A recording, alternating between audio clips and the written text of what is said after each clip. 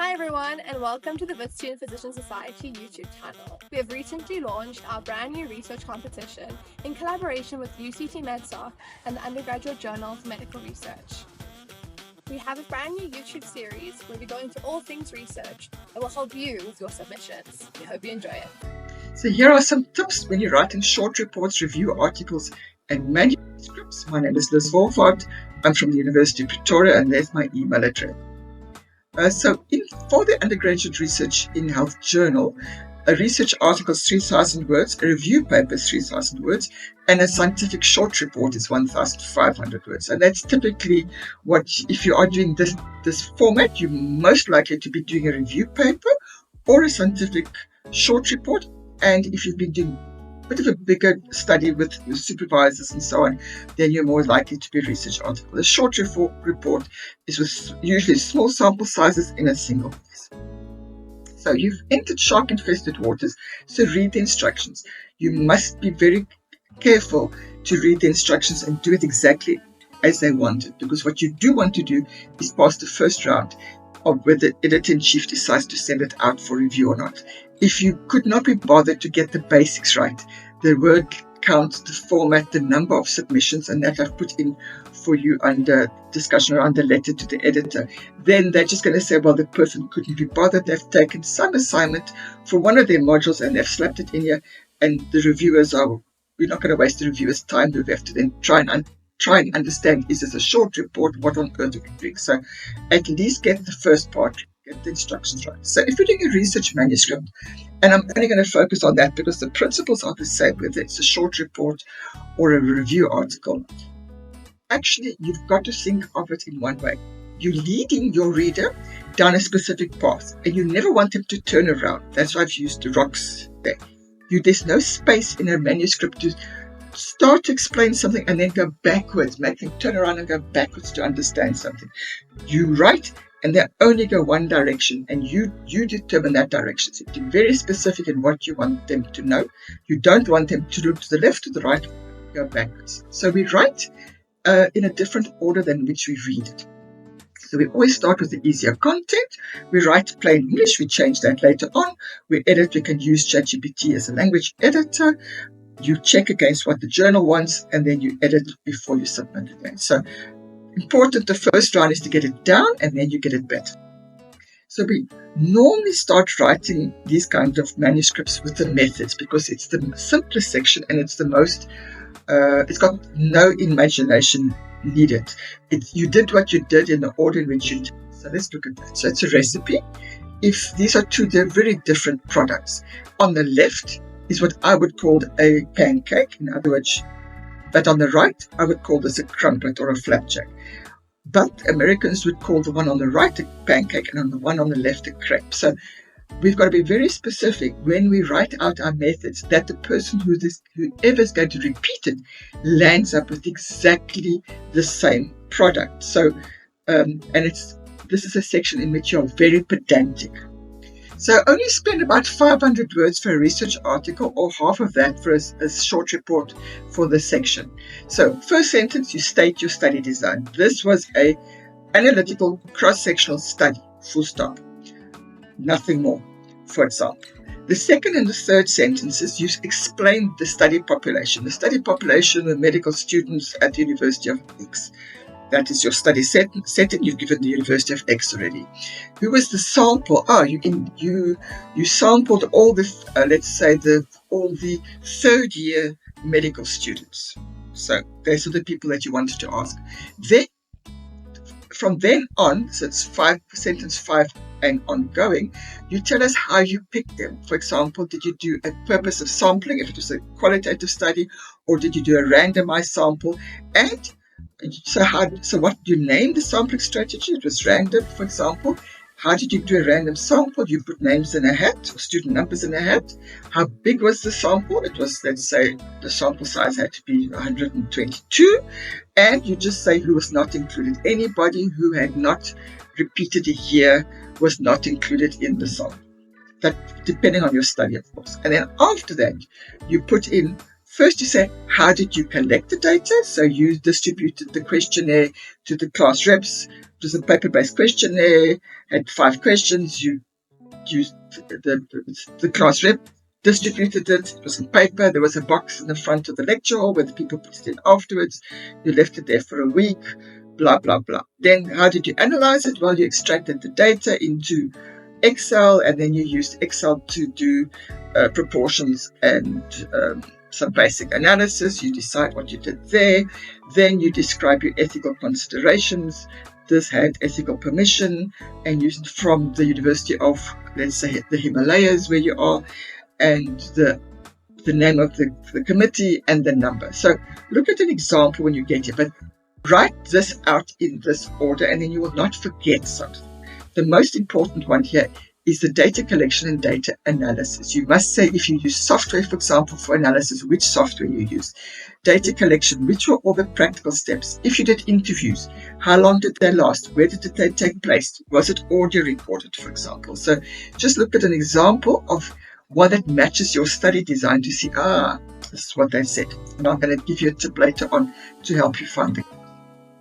So here's an example. This was a descriptive cross-sectional study. Secondary data was from the Council for Medical Schemes. That abbreviation had been introduced already. She used the Judgment on Appeals database, and she gives what the following. She had 7 things, variables that she extracted.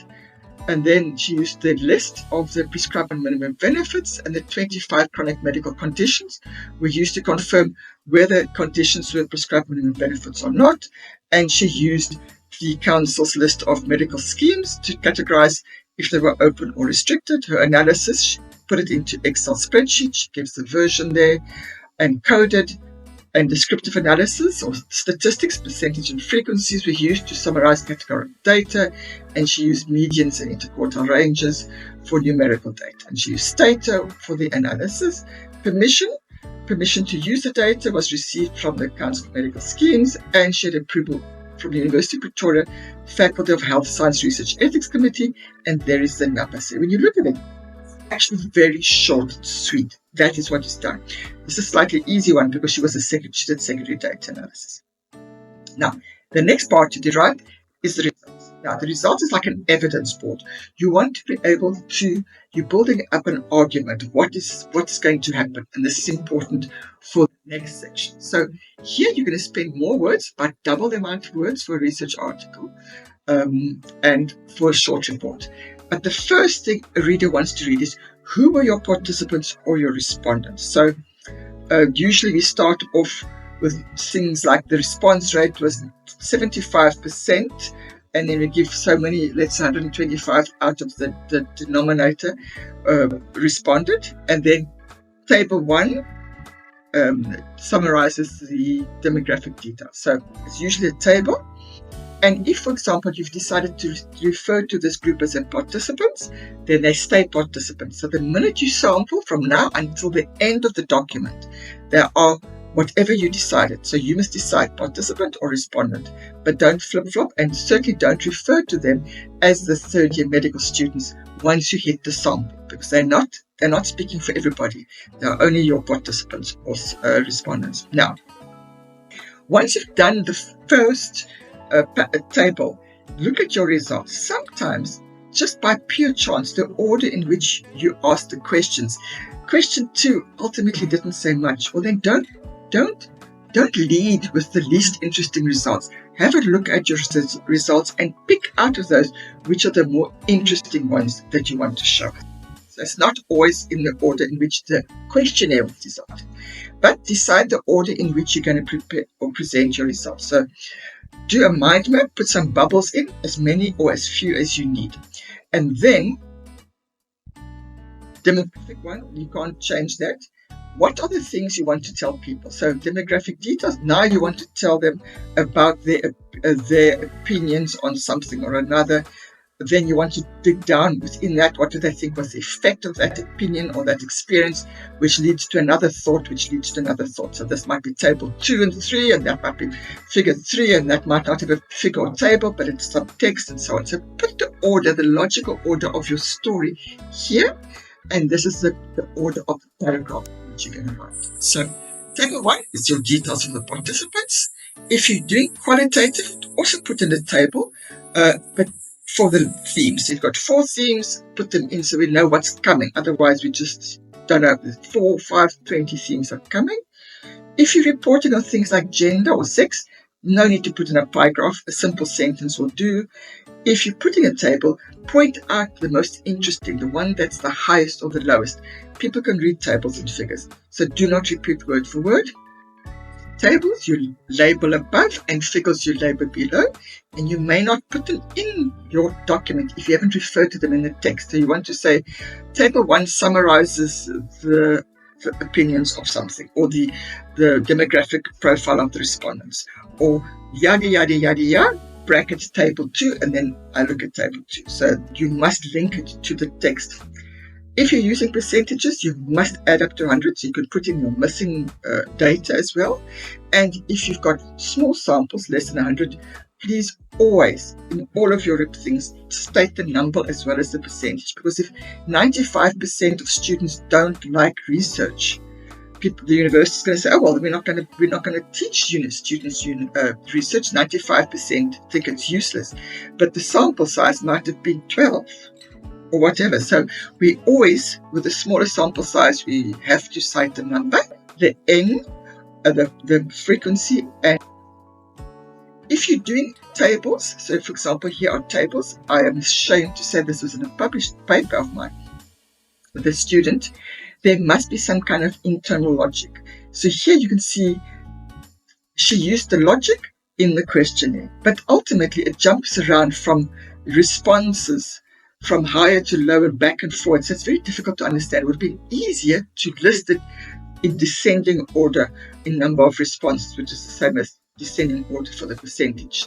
So, because now it's more difficult for the eye to follow. Here, so there must be some kind of internal logic to your tables. Here, for example, this is very easy. The internal logic is time. Easy. 2006 is further back in time than 2016. So that one is easier to understand, but this one not so much. And labeled figures at the bottom, the legend comes beneath. So think of the description of every stat you ever looked at. The description always comes beneath. And tables are always, think of food on the table. So you put it above. And that's in our journal. It's the standard, but there is some variation in other journals.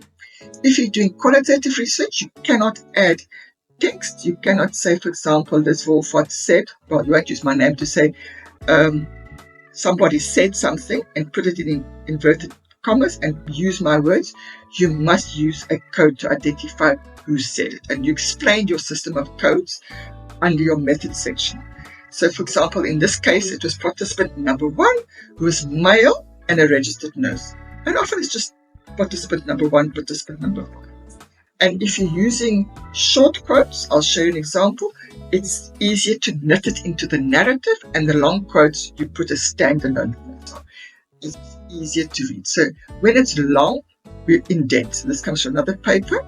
So the absence of posts in the public sector for clinical associates with postgraduate qualifications raises a concern by interviewees. So he used interviewees. The slow progress made in having additional qualifications, the lack of growth opportunities, career pathing opportunities, and salary progression was raised by the interviews as substantive challenges. And here's a long quote by somebody, and here he's used the system because key stakeholder academic lecture number 2. Here's from another paper where the quotes are much short and therefore knitted into the text. Participants were also unaware of any supply of donor milk in their community. No, I'm not aware, blah, blah, blah. Here is the code. In one case, the idea was so unfamiliar that although the participant could understand the value, they could not consider participating. Now, I do not agree with you. It's a big deal, challenging for me. I've heard of it, I'm afraid. So, and there's the quote. So, shorter quotes work much better if you knit them into your own. So, the next section you tackle, the question section, it's a debate. What did you find versus somebody else? It's always versus the literature.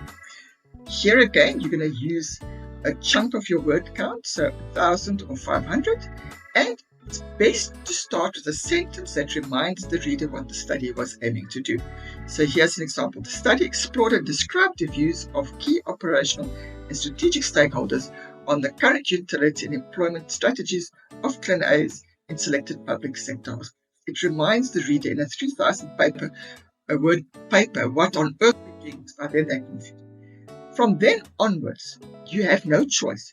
You have to discuss your results in the order in which they appear. And that's why that mind map is useful, because now you've got it next to you and you can just make sure, okay, first I'm going to do the demographics, then I'm going to do what I discussed next and presented next and so on. Strict. This is a strict, hard and fast rule.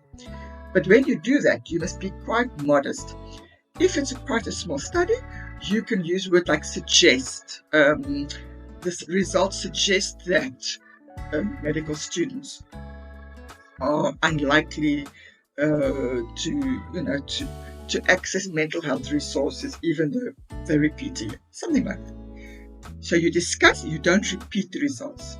So you don't say the 95% of students who said this does not compare to the 65% students in another study. You say the high agreement in this study is stark comparison to the very low agreement in another study. And then you say, why do you think that is so? So this is possibly due to something or another, the contextual environment, the curriculum, the place where you do your practical, whatever. So if you find a difference, point out why do you think it's what possibly explain that difference. And when you're comparing with somebody else, who are you comparing with? So make sure you cite them and be careful of what you interpret. Don't jump to conclusions.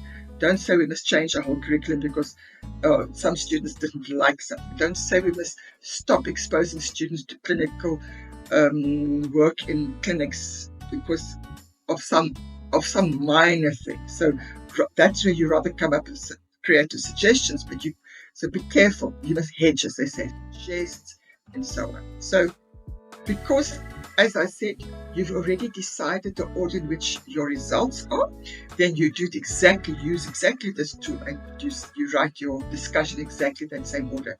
I get my students to put in the subheadings exactly like you got it in the results section. And then once it's done, take the subheadings out. You'll be surprised how many times people forget to discuss one of their findings. So when you compare with others, so that's, for example, here you're comparing same or similar or different, you're citing them. A similar proportion of urban and rural participants had been diagnosed with an eye condition by a health professional. Edo et al. Found that 1 in 10 South Africans had experienced loss of vision. This prevalence is lower than that of this study, or sometimes we say lower than the current study. The difference, now she's explaining, the difference could be attributed to the small sample size of the current study and the narrow age range of the participants. Also, while the current study only includes participants older than 21, Ado et al. Include participants from the age of 15, which in other words, a bigger group, you might find something different. You also examined participants while the study only collected